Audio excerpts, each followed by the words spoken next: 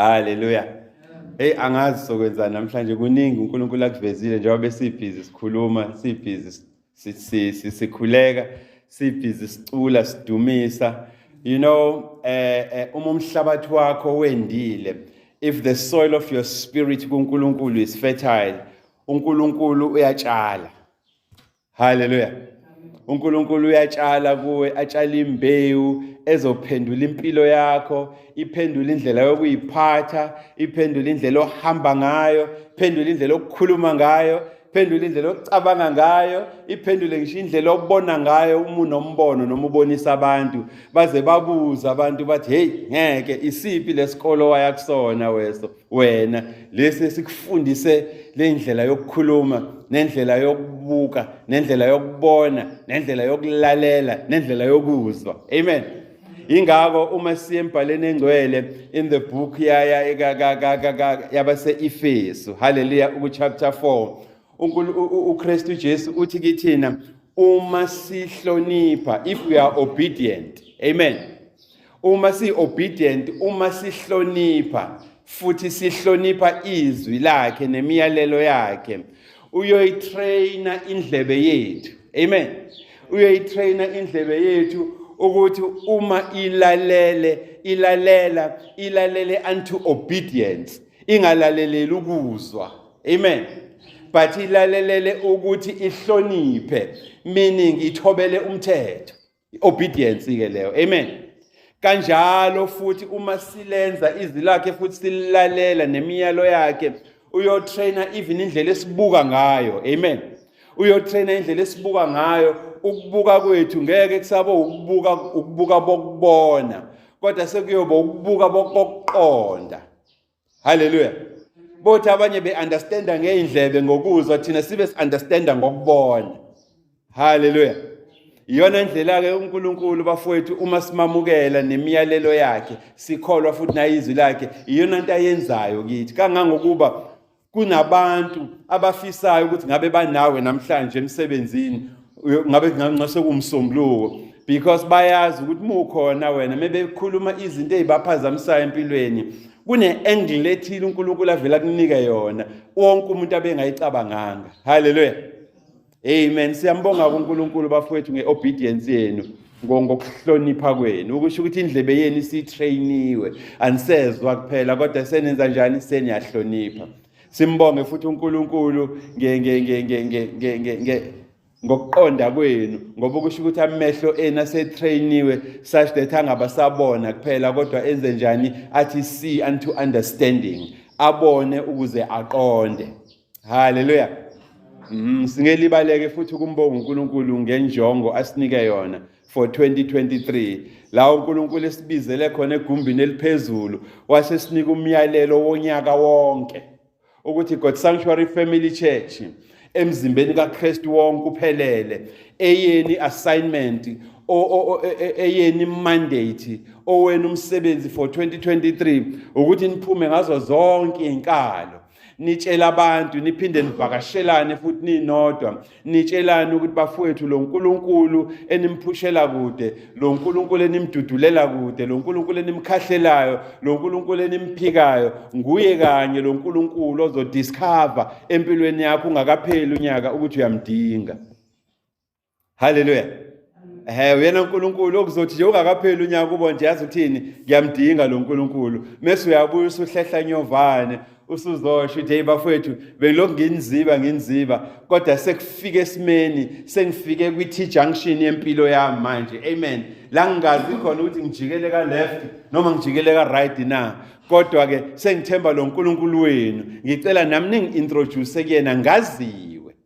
Hallelujah. Ukuze ngithi mengikokota, ngithi mengingqongqoza ezulwini, uNkulunkulu athi ngiyamazi lo, amen, izwi lami laziwe, nongqongqoza kwami kwaziwe ukuthi hayi lo ngqongqoza kanje, hayi umamkuki ke lo ngqongqozayo, amen. Angazi noma ni-understand yini le revelation, lesambulo esikule introduction esikhuluma ngayo bafowethu, amen. Hallelujah. Siyaqhubeka ke bafowethu nezifundiso zethu. Last week si-introduce ukulunga kokukholwa, ukulunga kokholo, ukulunga kokholwayo. Hallelujah. Sase sibuza imibuzo ukuthi hayibo kubiza ukuthi ngenzeni ukulunga kokukholwa, ukulunga kokholo, ukulunga kwami njengomuntu okholwayo. What does it call of me to do? Kufuna ngenzeni? Iyiphi impilo, iyiphi lifestyle ekufanele ngiyiphile uma sengiqonda ngokuphelele ukulunga kokholo, ukulunga kokukholwa nokulunga kokholwayo. Inhloboni ye-lifestyle ekufanele ngiyiphile. Hallelujah. Now, njengebandla ke uNkulunkulu alibekelele ukuthi lifundise ngeqiniso. The truth and only the truth. Njengebandla elibiziwe, njengebandla uNkulunkulu aliseparatile walibeka eceleni. Akuthina sodwa akhona namanye, but angikwazi ukuthi akuphi ngoba ngikho kona. Ngazi lele ngikulona njengamanje. Amen. So njengebandla ke uNkulunkulu alibekelele eceleni ukuthi sishumayele iqiniso, whether abantu bayalamukela lelo qiniso, whether thina libhlungu kithi noma cha, kodwa kufanele sime eqinisweni uNkulunkulu asibekelele lona. Amen. Ushilo kumoya engcwele kithina ukuthi uma uyibandla noma umzalwane ophethe iqiniso, akuye wonke umuntu oyokwamukela iqiniso olishumayelayo noliphethe nolifundisayo. Hallelujah. Kukhona oyothi uma ubanika iqiniso bakubuze ukuthi ngiyalizwa impela leliqiniso olikhulumayo liyilo kodwa uzwe ngobani. Hallelujah. Akubuza umuntu umtshela iqiniso. Amen. Ukuthi mfowethu njengoba ubhizi uphuza ugologo ungasawumix ngisho nangejuice, ungasawumix ngisho nangamanzi noma ngeSprite. Njengoba uphuza logologo wakho, kunesimo sokuthi uqhubeka nalempilo yenzayo, logologo uzophenduka ukudla amaphaphu, ukudla nesibindi. Hallelujah. Uzofika usipheke isibindi sakho. Ngoba isibindi isona esivikela umzimba plus the other what they call the glandular system of the body. Amen. Ama glands omzimba. Isona eso affecteka ke mfowethu njengoba uphuza logologo. And once esiphekekile isibindi sakho sizoyeka ukuproduce ukwakha ama chemicals athile emzimbeni amasosha omzimba kuwe. Ngaleyo ndlela sizokungcwaba. Amen. Mase kubuza kumuntu ophuza ugologo angawuxubi nalutho athi uyizwe ngoba lento eyisho. Manje kunenkolelo kubantu generally yokuthi uma umtshela iqiniso, uma elwa neqiniso, biyashintsha uqiniso beqiniso. Amen. Kanti hayi iqiniso alidipendi ekutheni weather injani. Alidipendi kwimfundo yakho ukuthi ufundiswe kangakanani. Alidipendi alincikile futhi ekutheni wena ititle obizwa ngayo udokotela noma uprofessor noma ubani. Amen. Futhi iqiniso uma sililetha kuwe ukuthi wena uyalihlasela ngamanzi antukuntuku noma ngamanzi ashisayo noma ngamanzi abilayo, abulishintshi ubuqiniso beqiniso. Amen. Ngesingisi size sithi it doesn't matter how you challenge the truth. It doesn't matter how you subject the truth to various stimuli. Amen. Whether it's low, medium or high, the truth remains the truth. Iqiniso lihlala liyiqiniso. Amen. So ukungibuza ukuthi ngizwe ngobani lento engishoyo akubushintshi ubuqiniso beqiniso. Amen.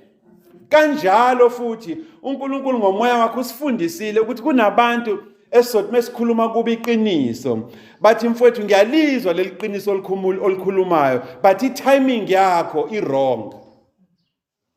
Amen. Yini timing kahle kahle ngesiZulu singayibeka kanjani? Inkathi, isikhathi olikhuluma ngaso leliqiniso kimi noma ngilizwa ukuthi liyiqiniso futhi ngilamukela ukuthi liyiqiniso but isikhathi ongitshela silona leliqiniso ngalo hayi i-wrong. Uyazi ungifica ngihlalele kamnandi ngidlela iJohnny Walker yami uzongitshela ukuthi izongipheka isibindi. Hallelujah. So your timing therefore ngenxa yokuthi ngisayi-enjoya iJohnny Walker. Anganone yizwa le nto bafowethu ukuthi uNkulunkulu uthini ebandleni. The fact that ngisayi-enjoya le Johnny Walker yami noma le gin engiyiphuzayo. Si-wrong isikhathi ozongitshela ngaso leli qiniso. Ngaleyo ndlela sokumele wena ophethe iqiniso noma indaba zeqiniso uxolise for ukuthi ukhulumeni iqiniso. Hallelujah. Thina sesiyaliweke sanikwa i-caution njengebandla ukuthi mesihlangana nezimo enjenganalezo asingaphambuki, asingadeviate from eqinisweni, asime nje sithi stand our ground, sibalance ngobhozo nangeyithende eqinisweni esiliphethe. Hallelujah. Usifundisile ke thina uNkulunkulu bafowethu ngomoya wakhe ukuthi eziniphethe lezi indaba zombuso wezulu okuyiqiniso. Kunabantu ozothi muletha kubo leli qiniso balihlasele balwe nendlela olipresenta ngayo leli qiniso. Amen. Alwe nawo umuntu athi the presentation yaleli qiniso noma iyiqiniso but angihambisani nayo. Ngabe kungoba uyipresente ngenye indlela. Bafowethu leli bandla enikulo ibandla la kufuneka khona nibe sharp, nilolwe hlangothi zonke, nifane nenkemba kaNkulunkulu, uNkulunkulu menithumele ezizweni. Hallelujah. Nisike hlangothi zonke. Amen. Iyona nhlobo yebandla ke enikulona leli sanctuary. Hallelujah. Yes. So kunabantu abazokuluyisa balwele ukuthi i-presentation yaleli qiniso ngitshela lona noma ngikuzwa mfowethu ukuthi iqiniso lento ngitshela yona but indlela oyipresenta ngayo ayingichazi ngathi nje ayinako ungihloniphi inokungithatha kancane. Hallelujah. Mase wena ophethe indaba zombuso kaNkulunkulu weqiniso uma ungenayo i-backbone umgogodlo strong mase uyaxolisa. Hallelujah. Uxolisele ukuthi ulethe iqiniso kumuntu wathi indlela olilethe ngayo akayithandi. Umbuzo sekutheni kuzobushintsha yini uqiniso beqiniso obulethe kuwe uma ushintsha indlela okulipresent. Amen. So uNkulunkulu esimkhonzayo ke bafowethu usibeke kuleso simo sempilo nokholo ukuthi bazothi bonke bebaningi beyangancanye benza into wrong. Thina sithi singamane siyimele sodwa okungcono kunokuba sonke siye ngancanye sibe siyibona ukuthi lento wrong. Hallelujah. So asibona abantu abathuswa ubala naba intimidatewa ukuthi abantu abaningi bakholelwa enteni eyamanga. Amen. Akusithusi lokho ningaze nibe yimiliyoni nivumelana ngamanga but singayimela nje thina siwu3 noma 2 sithi hayi ningamane niqhubeke nodwa bafowethu thina sizoma eqinisweni likaNkulunkulu. Hallelujah.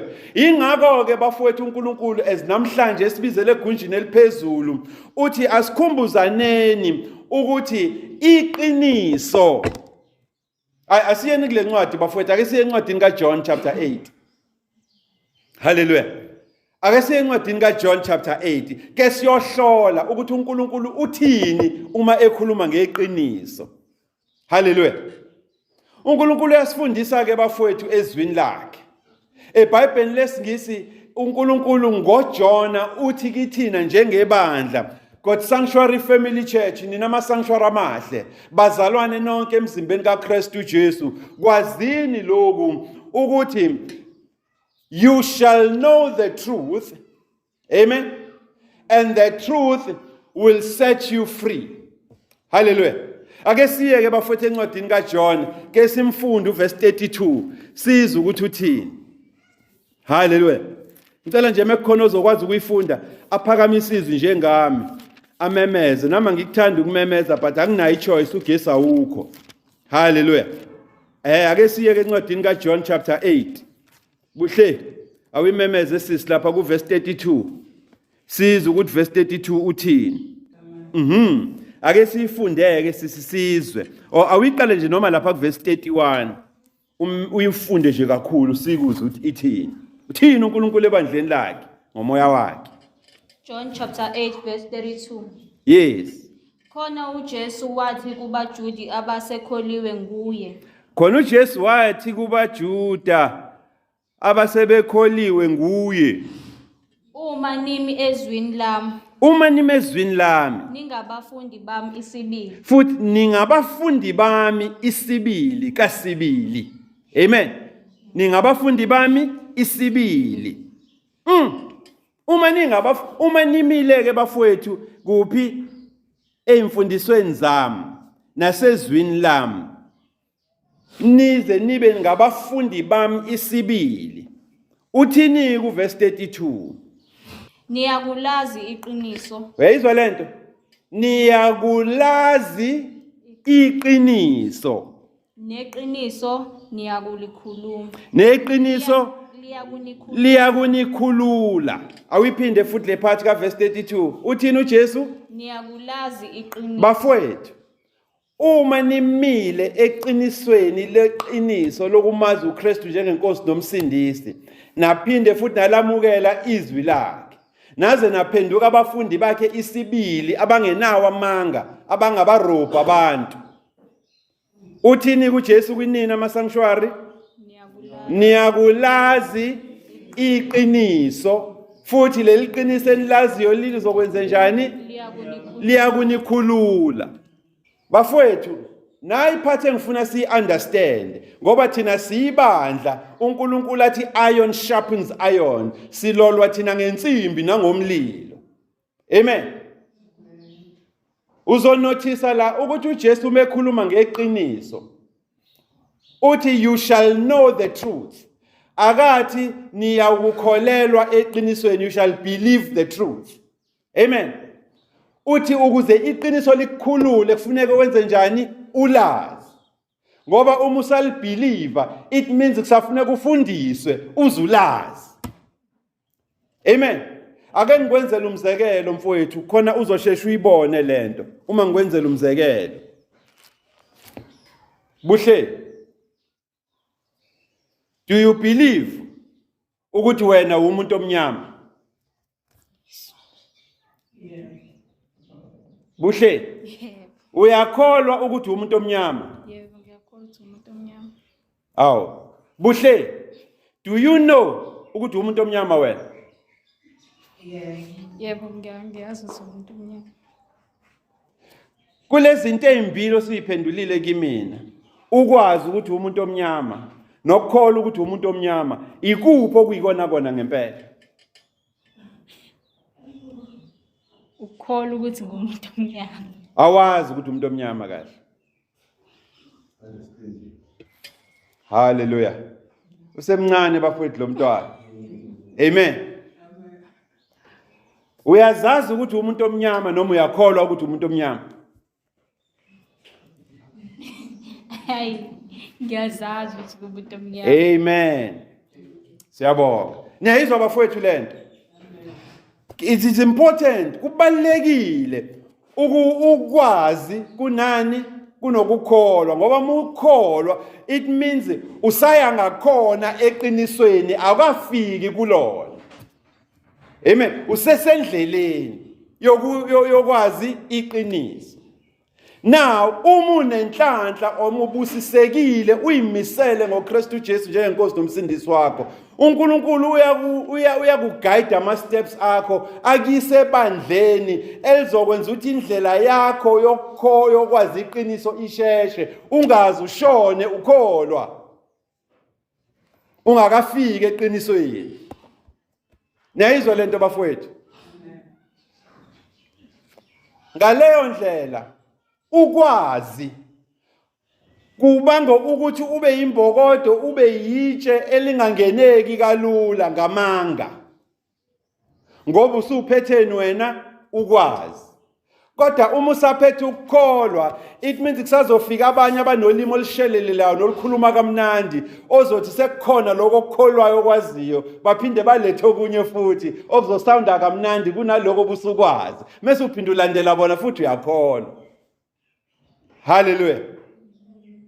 Akuzona izinto easy lezo ozoyithola ebandleni. Kufuneka ibandla that uNkulunkulu has set apart ukuthi lidile nalemfihlakalo yensindiso neqiniso. Amen.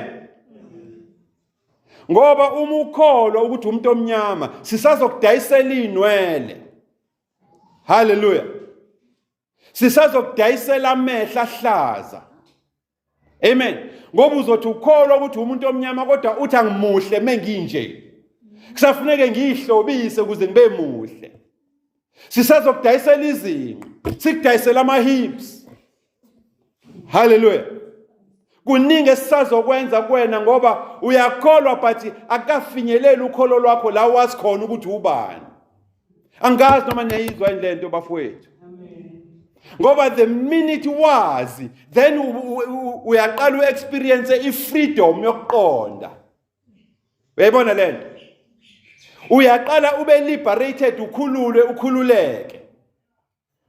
Hallelujah. Ngaleyo ndlela akasekho umuntu oyokudayisela ubuwena ukuze ube muhle. Usuzozazi ukuthi ngimuhle nginje. Hallelujah. Now, njengemandla kufanele sigadeke lento yokukholwa nokwazi. Amen. Ngoba kukhona izizwe eziyamaxoki ezizothi mayifika ezweni lakini. Amen. Nimkhonza umvelinqangi noNkulunkulu. Bafike bathi bona le ndlela enikhonza ngayo. Amen. Nalendlela eniyaziyo yokwenza ukukholwa kuNkulunkulu nomvelinqangi akuyona mase benidayisela enye ngoba baqale batheste ukuthi ukholo lakho lingakanani vis-a-vis ukwazi kwakho. Amen. Uma bekufika vele wena ukwijeni yokukholwa ungazi bazofike bakudayisele ini okwabo mase ulahla lokho kuyikho okuyikona. Angazi uma sezwana yini bafowethu. Ningiphikise mengiqamba amanga, ningibuze futhi ngiyithatha lento engiyishoyo. Hallelujah. Khona sokugayidana kahle ngeqiniso likaNkulunkulu. Amen. Uma befika nisizwe esizaziyo ukuthi singobani, bangamaqili kangangokuba bazothi befika ebukhosini enikhonza ngaphansi kwabo nibe nizazi nina ukuthi ningobani. Bafike banixoxele ukuthi le nkosi yenu is a savage, usathane. Hallelujah. Banidayisele leyo nto yokuthi njengoba niyisizwe esabunjwa ngaphansi kwenkosi ethile, leyo nkosi enabunjwa ngaphansi kwayo isavage, usathane ngendlela eyisimanga. Ngaleyo ndlela mase niyaqala niyahlehla kwi-identity yenu. Mase niyaqala niba kwijeni yokukholwa nikholwa into eningayazi. In search ukubheka iqiniso. Amen. Ake ngikwenzele i-example. Uma benifica niyisizwe esinenkani. Amen. Esimile eqinisweni lokwazi ukuthi singobani. Bazofike bathi le nkosi yenu uShaka was a savage. Angathi ngizoyibeka ngani savage because ngifuna leli gama licace. Savage yini savage? Usathane. Umuntu ongenani nembeza. Umuntu ongenani nembeza. Mese benixoxela ngenkosi yenu abebengekho ngesikhathi ibusa, bathi yathatha umuntu wesimama okhulelwe yamsikisisa ifuna ukubona ukuthi umntwana uhlezi kanjani esiswini. Banidayisele leyo nto bayiphinda nize nijike senikholwa mase nithi impela lo muntu ananembeza usathane. Amen. Kodwa uma benifice ningenayo identity abakwenzi lokho ngoba vele banifica niweak. Ilaleleni lento bafowethu ukukhuluma umoya kaNkulunkulu ebandleni. Amen. Sibabonile mebefika kwaZulu. Bafike bathi uShaka uyini? Usavage, usathane ongenanembeza. Ngenxa yokunqaba lento ababemdayisela yona. Amen. Kuthe kusuka lapho siqhubeka nempilo sababona bebiza uSaddam Hussein ngosavage. Ngiyakukhumbula lokho bafowethu. Bamhlasela kwathi unekhali zenuzi. Amen. Kuthe mase bemhlaselile kwabulawa abantu nabantwana nomama. Kwase kutholakala ukuthi ikhali zenuzi azikho. Kodwa ngenxa yokuthi unqabe ukwamukela le mfundiso zabo ukuthi zizoshintsha abantu from i-identity yokholo labo nokwazi ukuthi bawobani, kwadingeka ukuthi afe. Hallelujah. Baningi engingababala, but into efuneka siyifundise namhlanje ukuzazi nokwazi iqiniso. Ukuze ube safe from abantu abazokudayisela inkolo njengoba seziningi kangaka emhlabeni. Angazi noma niyayibala seziningi kangakanani. There was a time thina sikhula sasingayazi Scientology. Bekunesikhathi sikhula, hey man ziningi lezi inkolo sezikhona manje. And I mean leziyanda ziya multiply. Hallelujah. Niyayizwa lento bafowethu? Hayi sithe nje ngeyikhathi zethu beko 1985 kuyaphezulu. Hallelujah. Kwakhona enye inhlobo yokholo efika kwathi uyi-charismatic. Amen. Abantu abakhuluma kamnandi abamotivational. Abantu abalalisa ulimi. Amen. Sayithatha futhi sayithola ngeqoma thina abantu abamnyama sagijima nabo. Sibukela oCreflo Dollar lapha ku-TV. Hallelujah. Safisa ukuba yibona. Kwatholakala ukuthi vela sina identity, asina backbone, angithi. Saqala sathatha inkolo esingazazi ukuthi iphuma. Ezikhuluma futhi zingahambisani nemibhalo kaNkulunkulu. Amen. So umbhalo ke bafowethu uyasho uthi iqiniso liyenza njani?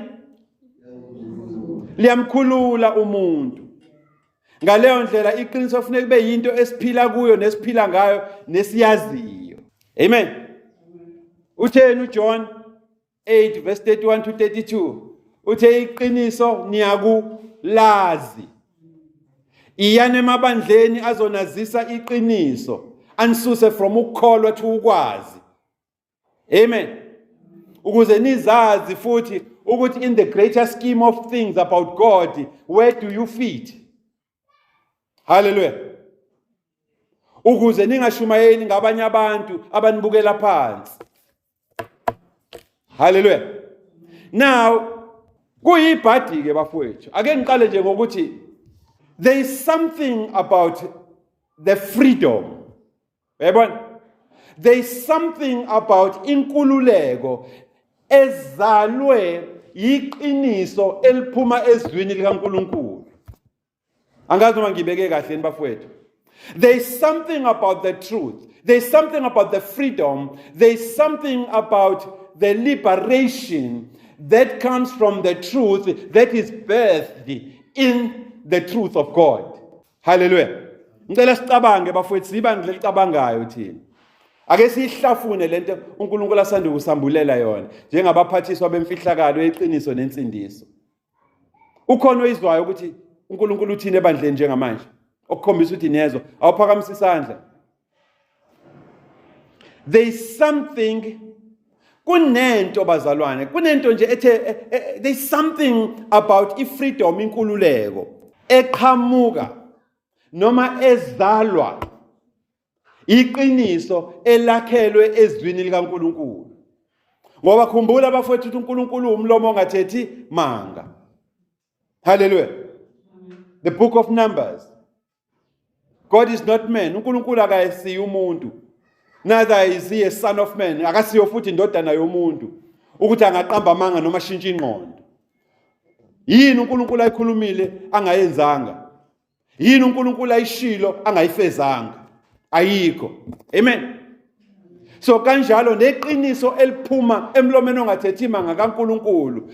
There's something about lona elithi melifike empilweni yakho man lishikishikinye linyakazise. Hallelujah. Iyini lento we Pastor Twala? Iyini lento we God Sanctuary Family Church? Le ekule freedom le eksekukhulekeni okuzalwe iqiniso elakhelwe sisekeleni sezwi likaNkulunkulu. Now uzonotice ukuthi wonke umuntu whether uyakholwa noma akakholwa uyayifuna lenkululeko eqhamuka kuphi eqinisweni likaNkulunkulu. Wonke umuntu uyayifuna. This is a special type of a truth. Efunwa yiwo wonke umuntu okholwayo nongakholwa. Hallelujah. But uzonotice ukuthi kubo bonke labantu abayifunayo le freedom, abayifunayo le nkululeko ezalwephi eqinisweni elakhele sisekeleni sezwi likaNkulunkulu. Akubo bonke who can handle this type of truth. Amen. Akubo bonke abakwazi ukulihandlisha, ngayichaza kanjani ngesiZulu? Not all of them can handle this type of iqiniso. Not all of them can handle this type of freedom. Kodwa bayifuna le nkululeko. Amen. Masifikile, hayi abanye abadida. Hallelujah. Now, nansi into eyenzakalayo bafowethu. Le freedom nenkululeko esifuna eqinisweni elakhele sisekeleni sezwi likaNkulunkulu esifuna sonke. Abanye bethu mase beyitholile bayarealize ukuthi hayi engathi bekungcono ngisaphila ngaphansi kwesimo samanga. Bengikwazi ukusebenza ngeze zonke izinto. Ingekho into eyiqinise ngilawulayo. Inkosi yami. Nayizwa bafowethu lento. Khona abantu mase beyitholile lenkululeko yeqiniso. Athuke athi engathi bekungcono ngingakalazi leli qiniso.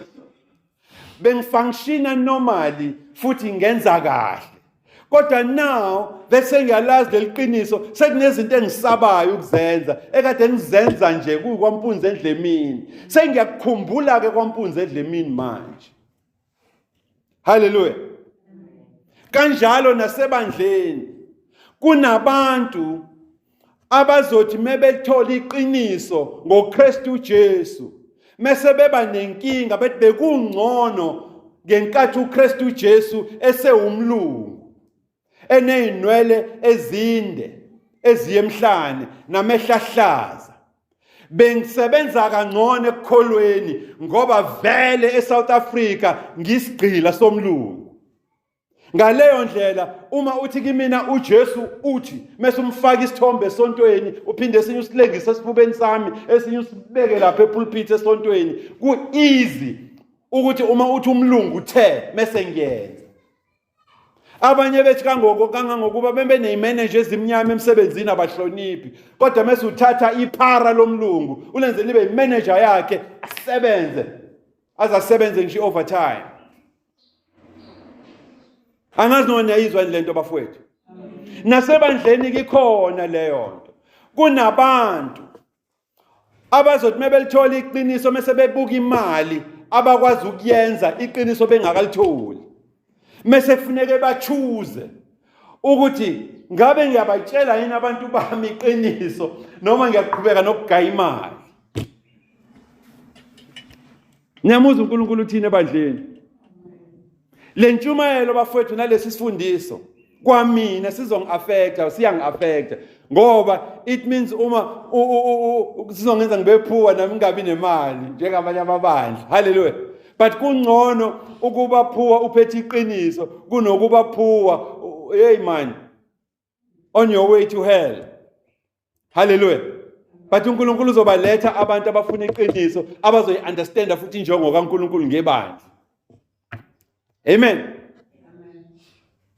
So kunalabo ke abathi bekungcono. Isayikhonzela nje this gayish Jesus. Ohlale namapose nje engawazi ukuthi aqhamukaphi. Hallelujah. Esizothi mesimtshela thina ngoKristu Jesu. Yabona? Alwe. Athi hayi mina abantu bami bafuna ukuthi kube nesithombe sika Jesu esontweni, esinye sibe sesifubeni, esinye sibe sepulpit nakuma ceiling esonto. Hallelujah. Ilaleleni kahle bafowethu lento, kukhuluma uJehova ebandleni. Now, these people uma banika iqiniso bazolwa nalo. Bathi ayi mina bengingcono futhi besisebenza kahle ebandleni lethu ngenkathi sisaphila ngaphansi kwezimfundiso zamanga. Bekumnandi, bekugcwala futhi nasesontweni. Hallelujah. Abanye bathi hey ayi bekungcono mfowethu ungakasiniki leliqiniso lakho sisaseva thinda under unscrupulous men amadoda onakele abaphendula i-righteousness, ukulunga kaNkulunkulu, babumboze ngamanyala abo. Hallelujah. Because bebeba famous, baba celebrity pastors. Amen. Iqiniso linjalo ke bafowethu. Alikholakala, but maselifikile uyalizwa lakuguduza ngaphakathi. So kunalabo bantu abazothi bekungcono besifunctiona kangcono sisengaphansi kwalabo anti laba nalabo baba abonakele but abanama titles amakhulu o bishop, prophet, doctor, evangelist, apostle. Hallelujah. Wonke lama titles akubona bekungcono sisaseva ngaphansi kwabo noma bona yesibe namanyala nama skeletons abe siwaziyo but hayi i-sound system yasebandleni lethu angeke usithinde. I-uniform yekhwaya, i-uniform yebandla lethu, hey uma sesigqokile hey ngeke usithinde. Hallelujah. Sibanjwe iloko ke thina kwelethu ibandla, iloko nje ukusimisile. Wathatha i-uniform siyaphuma. Hallelujah. Mlaleleni kahle uNkulunkulu uthini ebandleni bafowethu.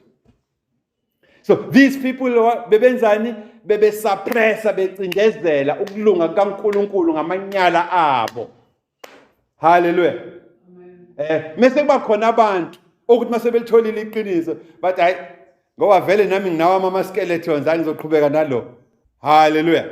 Ukuthi hayi bekungcono but angifuni isigcile kakhulu kule part ngoba thina sikhuluma ngani ngokulunga kokukholwa, ngokulunga kokholwayo, ngokulunga kokholwa. Kodwa ngeke ukwazi ukulunga kokholwa uma iqiniso lingekho kuwena futhi ungawazi ama dynamics eqiniso. Yayizwa leyo nto.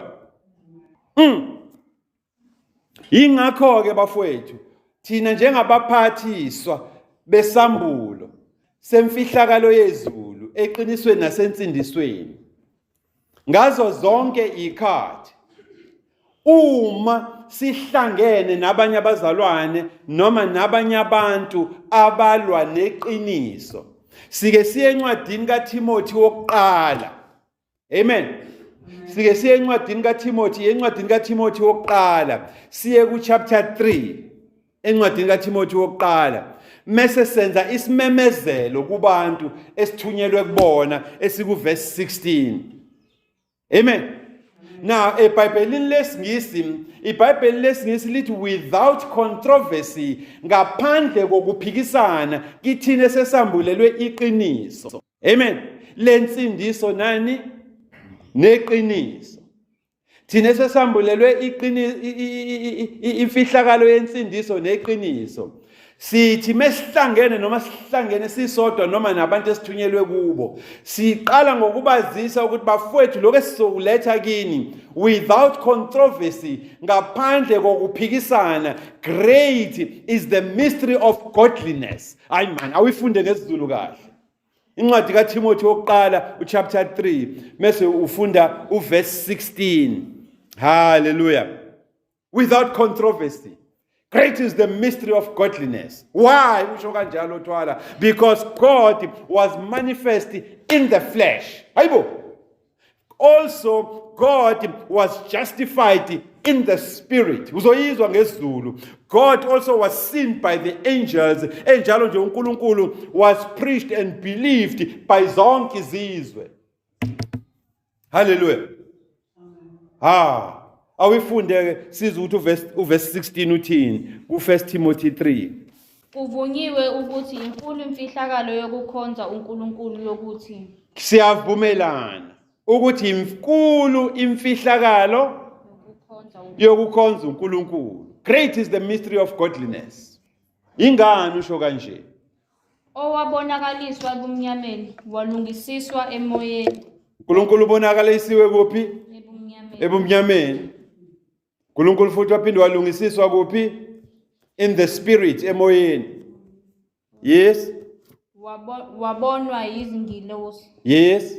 Washunyayelwa ezizweni. Yes. Wakholeka ezweni. Yes. Waphakanyiselwa enkazimulweni. Hallelujah. So bafowethu, ilanguage yalana ke le esinikwe yona thina njengebandla.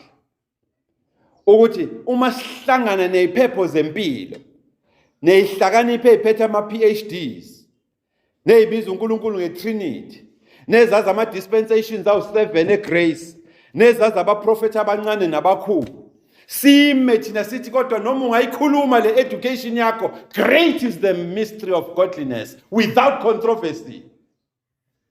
Hallelujah. Niyayizwa bafowethu lento? So yonke lento bafowethu uNkulunkulu uyiveza kuthina ngoba efunani ukusilontsha eqinisweni. Hallelujah. Ukuze ulontshe une-substance, unenyama, into ethintekayo nethintakalayo.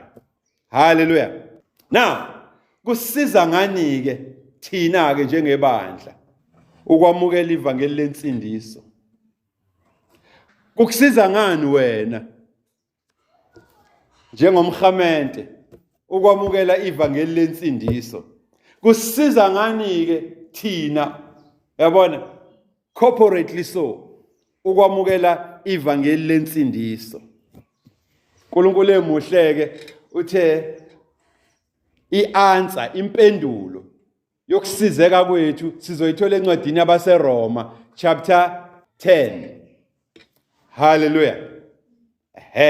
Awuthi-ke sivule incwadi yabaseRoma chapter 10 and sikhunjuziwe-ke thina-ke esanctuary saphinde sembulelwa futhi njengabaphathi bani bemfihlakalo yensindiso neqiniso ukuthi uNkulunkulu mesithumele encwadini yabaseRoma ingoba esuke efuna ukuhlangabezana nani nezingxaki nezinkinga ezibhekene nabantu empilweni nakozokholo mase uNkulunkulu esipha noma esivezela futhi ini isisombululo noma impendulo yaloko kudideka esisuke sinako thina njengabantu. Amen. So incwadi esizoyifunda-ke eyabaseRoma chapter 10. Ake siyiqale-ke ngoba incwadi yabaseRoma chapter 10 uzonothisa ukuthi miqala i-introducewa. Amen.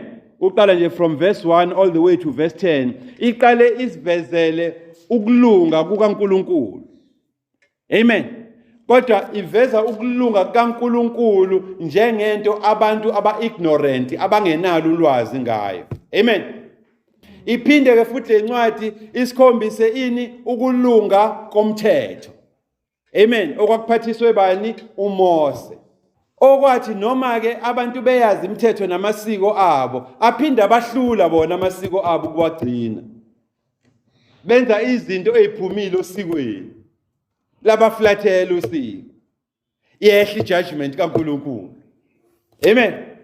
Na uNkulunkulu uyasibona sifailile ekulungeni kwakhe bokumazi neqiniso lakhe. Safeyila futhi ukugcina umthetho sibe sithi sifuna umthetho thina. Manje uNkulunkulu silethelani ukulunga kani? Kokholo. Ukulunga kokukholwa, ukulunga kokholwayo. Amen. Na ukulunga kokholwayo kunezinto okuzosifundisa zona ekumele sizenze nekumele singazenzi. Kuzosifundisa indlela ekumele sihambe ngayo nengamele sihambe ngayo. Kuzosifundisa futhi indlela yokukhuluma ekumele siyikhulume nengamele siyikhulume. Ngamafishane uma sifunda incwadi yabaseRoma 10 ikhuluma ngokulunga kokholo uzonothisa ukuthi uNkulunkulu kunembewu afuna ukuyitshala kimi nawe in our spirit emoyeni wethu. Amen. Ake silalele ukuthi uthini uNkulunkulu. Ake siqale nje lapha ku verse 6. Sikhuluma ngani la? Ngokulunga kani? Kokholo, kokholwayo nenkolo. Kuthini-ke ukulunga kokholo ku verse 6?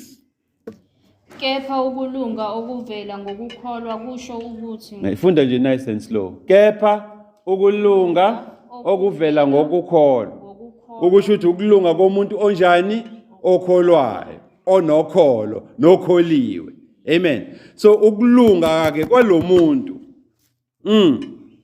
kusho ukuthi kukhuluma kanje. Kunendlela ethile yokukhuluma okuyivezayo. Amen. So thina njengebandla kufuneka sihloleke ukuthi yipi le ndlela uNkulunkulu afuna siyazi ayiveza kithi ngokulunga kokholo, ngokulunga kokukholwa nangokulunga kokholwayo. Amen. Ngoba uNkulunkulu kunesambulo la afuna ukusinika sona. Kunesambulo senhlobo yokholo, nenhlobo yokukhuluma, nenhlobo yokuyiphatha, nenhlobo yenkambo, nenhlobo yembewu uNkulunkulu afisa ukuthi imile kithi njengabantu asebephila kuphi eqinisweni lokumazi neqiniso eliphelele. Hallelujah. Ake sizweke ukuthi ukulunga kokholo kuthini uma kukhuluma nathi. Iyiphi imbewu okuyitshalayo makukhuluma nathi. Asiyeke manje kuverse bani 9. Funda nje uverse 6 mase uyehla uyalapha ezantsi kuverse 9. Qala kuverse 6 ngizokutshela nje ukuthi gxuma ke manje. Kepha ukulunga okuvela ngokukholwa kusho ukuthi. Kepha ukulunga okuvela ngokukholwa, ukulunga kokholwayo kukhuluma kanje verse 9. Ngokuba uma uvuma ngomlomo wakho ukuthi uJesu uyinkosi. Uyalizwa iBhayibheli namhlanje? Thina silibiza ngembhalo engcwele. Amen. Bafowethu, the type of church, the type of ministry, inhlobo yebandla esiyilo.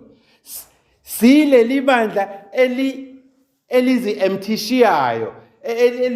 You pour yourself out to God ukuze uNkulunkulu akusebenzise ngalendlela efuna uyena, ukuze kuthi noma sikhuluma singakhuluma ukuhlakanipha kwethu kwasema university nasemakolleji, but sikhulume lokhu uNkulunkulu afuna ukukhuluma nebandla lakhe. Amen. Now uNkulunkulu uthi asisuke kuverse 6 siye kuverse 9 ngoba usesitshela ukuthi kunendlela ethile, the pros and the cons, the do's and the don'ts. Ukulunga kokukholwa okumele kuyitshale kithini. Amen. Ukulunga kokukholwa, ukulunga kokholwayo kufuna uma kukhuluma nathi kuthini? Kuthi God Sanctuary Family Church, Mam Twala, Londi, Hlaka, Mam Koki. Nansi indlela uNkulunkulu ayilindele kinini. Uthini uNkulunkulu kuverse 9? Ngokuba uma uvuma ngomlomo wakho ukuthi uJesu uyinkosi. Wait a minute. Uma uvuma ngomlomo wakho Mam Koki ukuthi uJesu uyinkosi, uvela usuwakhelwe kisiphi isisekelo sokulunga kokukholwa. Nansi imbewu uNkulunkulu ayitshala kuwe. Vuma. Uhlale nje uvume. Awuyona lenhlobo ethi once saved always saved. Hallelujah. Sindiswa kayi-1. Hayi uhlala usindiswa nje.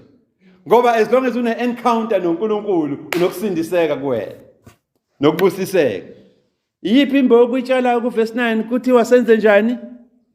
Ngokuba uma uvuma ngomlomo wakho ukuthi uJesu uyinkosi. If you confess with your mouth the lordship of Christ Jesus, ukholwa enhlizweni yakho ukuthi uNkulunkulu wamvusa kwabafileyo, and believe in your heart, ngoba kuyijeni angithi uyijeni yokuqonda nokwazi, and believe in your heart that God has raised him from the dead, uyakusindiswa. what? You will be saved.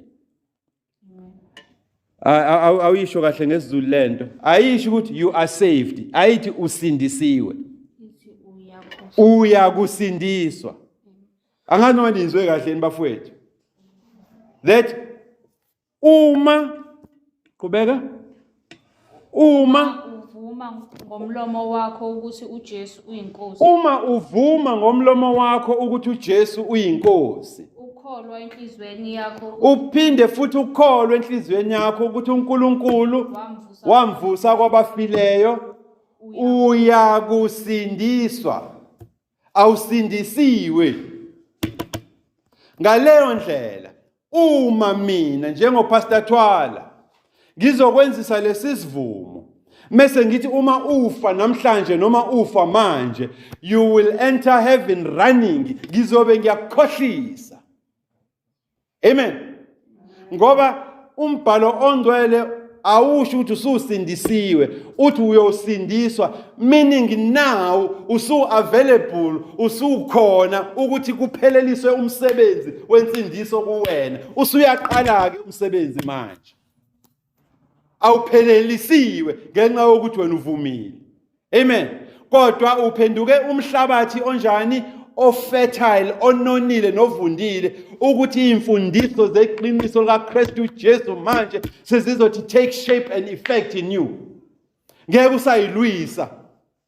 Hallelujah. Uthi uzwe ngobani? Angithandi indlela olipresenta ngayo leliqiniso, netiming yaleli qiniso angihambisani nayo. Suzovuma. Hallelujah. Ngani wena usuwakhelwe esisekelweni sani sokulunga. Amen. Yes. Sokulunga kokholo nokukholwa nokholiweyo. Amen. Now uyayibuza ke nawe enhlizweni yakho ukuthi uthini manje Pastor T? Uthi uma ngamukela uKristu njengenkosi nomsindisi ngivuma futhi ukuthi uNkulunkulu wamvusa kwabafileyo. Angisindisiwe manje but ngiyosindiswa. And the answer is yes, awusindisiwe njengamanje but ufertile. Usuwenile, usunonile ukwamukela imfundiso zensindiso. Hayi bo Twala, isuselaphi lento eshoyo. Hallelujah. Amen. Uyisuselaphi lento eshoyo wethwala. Ake siye lapha encwadini ukuze sisheshe si-understand ka Mark. Siye encwadini ka Mark chapter 16. Hallelujah. Ake siye encwadini ka Mark chapter 16. Sizwe ukuthi muphi lo msebenzi ongako sashoda kimina uma ngamukela uKristu njengenkosi nomsindisi ngivuma futhi ukuthi uNkulunkulu wamvusa kwabafileyo. Matthew, Mark, Luke. Hallelujah. Mark 16. Imuphi lo msebenzi osadingeka ukuthi wenziwe kimi ukuze ngingakhohliseki ngize ngihambe ngiyiqhenya la emgaqweni ngithi esontweni ngamukele uKristu njengenkosi nomsindisi ngavuma ukuthi uNkulunkulu wamvusa kwabafileyo kwathiwa ngisho ngafa namhlanje ngizolibona izulu. No, usemningi umsebenzi mfowethu ofuna ukwenziwa kuwena. Hallelujah.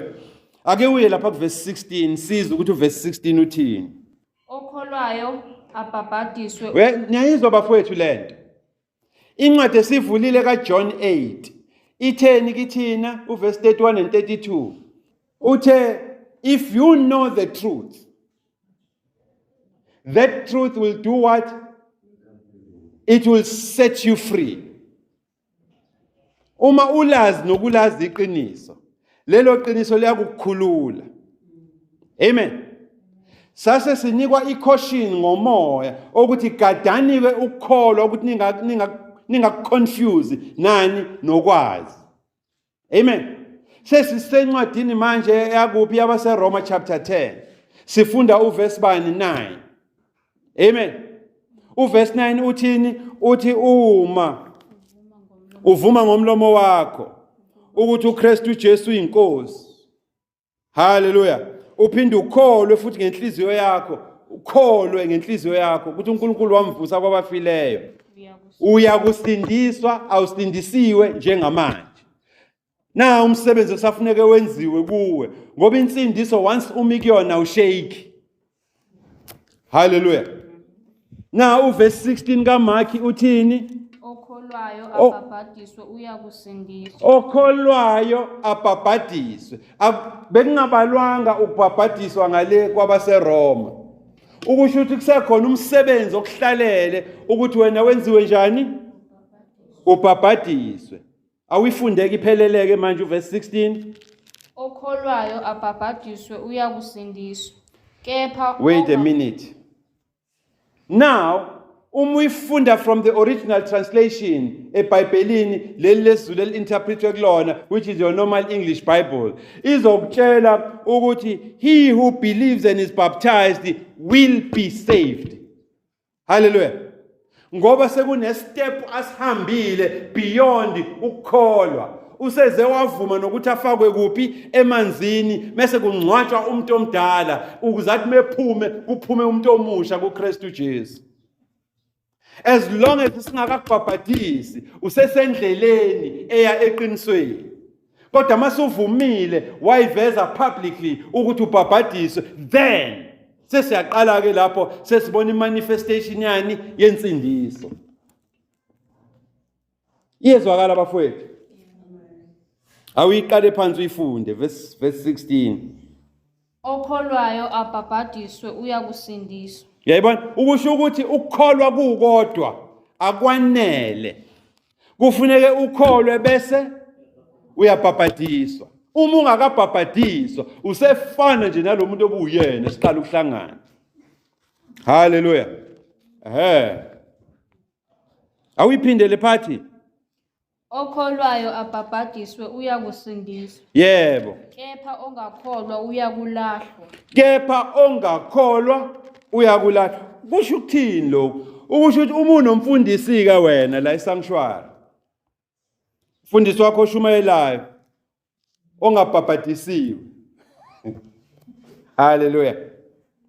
Waba nje mafulufulu, waba namadlingozi ukuba umfundisi.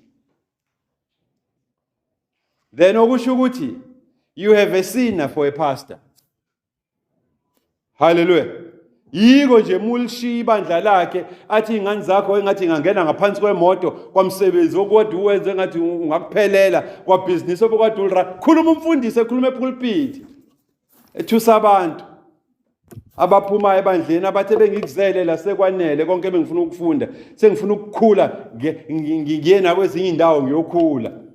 Athi uNkulunkulu uzokuphuca kwalomfazi akunike yena. Hallelujah. Khuluma umfundisi. Kwalendlo nayo izosha. Ingane zakho zodziya esikoleni ingene phansi kweyimoto. Nake nayizwa leyo nhlobo yenkulumo bafethu qhamuka kubafundisi. Most of the time lo mfundisa kanjani? Akabhabhadisiwe. Ukusho ukuthi also uma engabhabhadisiwe akasindisiwe. Hallelujah. Angazi noma iyezwakala yini lento. Ngiyamuza uNkulunkulu uthini ebandleni. Awuqhubekeke sisi sibuyele emuva because ngizosuke ngichaza izibe inde kakhulu. Ufune sivale manje. Sibuyele lapha kubani eMaRomani chapter 10. Awuphinde kuverse 9 manje wehle na ngoba sesiyazi ukuthi kuthiwani. Kukhulumani manje ukulunga kokukholwa lokho kukwena. Ukulunga kokukholwa kutshala yiphi imbewu kuwena? Imbewu yokuthi ukhuluma uthini? Ngokuba uma uvuma ngomlomo wakho ukuthi uKristu Jesu uyiNkosi. Yebo. Ukholwa enhlizweni yakho. Ukholwa futhi enhlizweni yakho ukuthi uNkulunkulu wamvusa kwabafileyo. Uyakusindiswa. Kodwa usuyazi ukuthi hayi khonto eshodayo. Kumele wenziwe njani? Ngokuba kufune kubhabhadiswe. Amen. Now verse 10 uthini? Ngokuba umuntu ukholwa ngenhliziyo kube ngukulunga ngomlomo uyavuma kube ngukusindiswa. Muya lapha ke kuMateyu 12 uya kuverse 34 uyakukhumbuza ukuthi out of the abundance of the heart ekujuleni nasekuchichimeni kwenhliziyo yakho umlomo wakho uyakhuluma.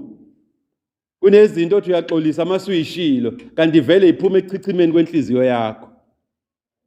Hallelujah. So for today ke bafowethu ngiyacabanga ukuthi okuningi uzoyifunda usuyifundela wena ekhaya. Sesiyazi ukuthi ukulunga kokukholwa kuningi singakufundisa but for today ukulunga kokukholwa seniyazi ukuthi kutshala yiphi imbewu kuwena. Ngamafishane uma ungakaze empilweni yakho ume ngeinyawo uvume ngomlomo wakho ukuthi uKristu Jesu uyini uyiNkosi. Uphinde futhi ukholwe ngenhliziyo yakho ukuthi uNkulunkulu wamvusa kwabafileyo. You are just warming the seats in the church. Ufuthumeza nje ama-seat esontweni. Hallelujah. Singacabanga ukuthi ngomunye wethu kanti hayi awuyena. Ngaphandle kokuthi ume wena ulontshe kuphi kwi-platform yokulunga kokukholwa uthi sengiready nale mbewu uNkulunkulu aseyitshalile kimi isiyangenza ukuthi nami ngikhulume ngithini ngithi ngiyavuma ukuthi uKristu Jesu uyiNkosi nomsindisi. Ngiyakholwa futhi ukuthi uNkulunkulu wamvusa kwabafileyo. Uma ungakadluli ke kuleyo part ngeke sikwazi nokukubhabhadisa ngoba vele awusiyo omunye wethu. Hallelujah. Ingaphi kuwena ke mfowethu? Ingaphi kuwena sisi? Ingaphi kuwena bhuti wami? Ukuthi ukulonga kokukholwa kuyasebenza yini kuwe noma hayi sisadonsa nje? Masidonse kanye kanye. Hallelujah. Uma ukhona ke uthi hayi engathi le idila nami namhlanje. Sukuma mfowethu sithandaze ndawonye. sithi ukulunga kokukholwa kusebenzile kuwe, nazi ithelo uNkulunkulu ayitshalile kuwe, usuvumile ngomlomo wakho, wasukholwa futhi ngenhliziyo yakho ukuthi uKristu Jesu uyinkosi wena. Ngaleyo ndlela usuready ukuthi publicly siyokubhabhadisa egameni likaKristu Jesu. Hallelujah. Ezulwini kulawula wena, emhlabeni kulawula wena, yonke indawo lawula nguwe, Nkosi yamakho. Yes.